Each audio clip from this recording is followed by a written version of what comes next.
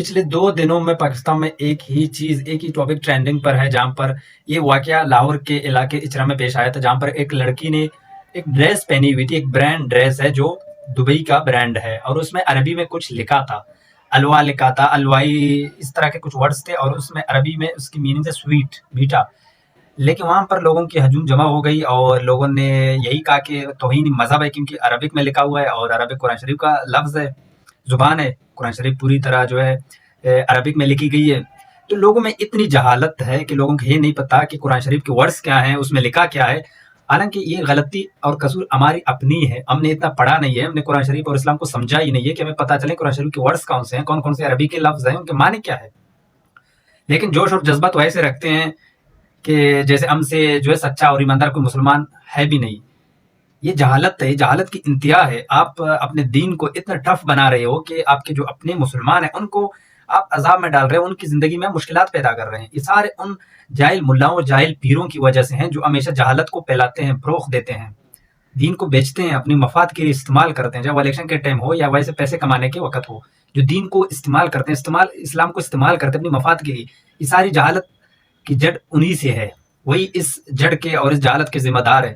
اور ہماری عوام میں اتنی شعور تو دور کی بات، اتنی عقل بھی نہیں ہے کہ اگر اس میں عربی میں کچھ لکھا ہوگا یا اس طرح کے کچھ ایسے لفظ لکھے جیسے گستاخی ہو تو مذہب کا الزام اس پہ لگے، تو وہ بھی پاگل توڑی ہے کہ وہ پاکستان میں اس جہل عوام کے سامنے وہ اس طرح کی ڈریس پہن کے آئی تھی۔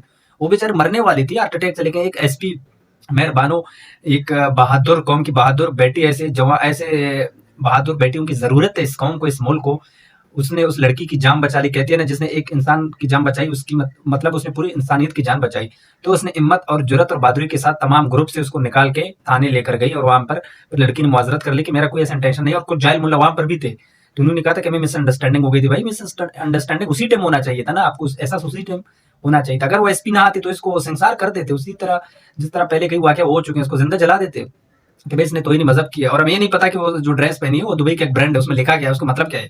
قرآن شریف اور اس کے قرآن شریف میں جو الفاظ لکھے ہیں، جو زبان لکھی ہے اس میں، اور دوسرے الفاظ جو اس کے ڈریس کے بولے، اس میں مطلب کیا ہے، دونوں میں فرق کیا ہے۔ اتنی جہالت، اتنی بے شعوری، یہ ہم پڑھے لکھے مسلمانوں کے اندر اتنی شعوری، اتنی بے شعوری اور اتنی جہالت ہے، باقی جو پڑھے لکھے نہیں ہیں تو ان سے کوئی گلہ ہی نہیں ہے۔ تو ہمیں اتنا ضرور معلوم ہونا چاہیے اپنے دین سے کہ قرآن شریف کے الفاظ کیا ہے، قرآن شریف کہتا ہے کیا، اسلام کیا کہتا ہے۔ اتنا ضرور ہمارا تعلق اپنے دین سے ہونا چاہیے۔ ہر جگہ جوش اور جذبے کی ضرورت نہیں، جہاں پر جوش اور جذبے کی ضرورت ہے آپ وہاں پر کریں، اپنی مسلمانی وہاں پر دکھائیں، اپنی غیرت وہاں پر دکھائیں۔ بہت سارے ایسے واقعہ ہو گئے وہاں پر آپ کی غیرت نہیں جاگی، لیکن ایک لڑکی، ایک شریف لڑکی کو دیکھ کر جب وہ خود گھبرا رہی تھی تو وہاں پر آپ کی غیرت جاگتی ہے۔ یہ غیرت نہیں، یہ سب سے بڑی بے غیرتی ہے۔ تو لوگوں کو اور ہمیں اتنی شعور ہونی چاہیے، اتنی تعلق اپنے دین اسلام سے ہونی چاہیے کہ ہمارے دین کیا کہتا ہے، اور ہمارے جو کتاب ہے قرآن شریف، دنیا کی سب سے خوبصورت اور بہترین کتاب، اس میں کیا لکھا ہے۔ اتنی تعلق ہمیں ہمارے دین سے ہونی چاہیے۔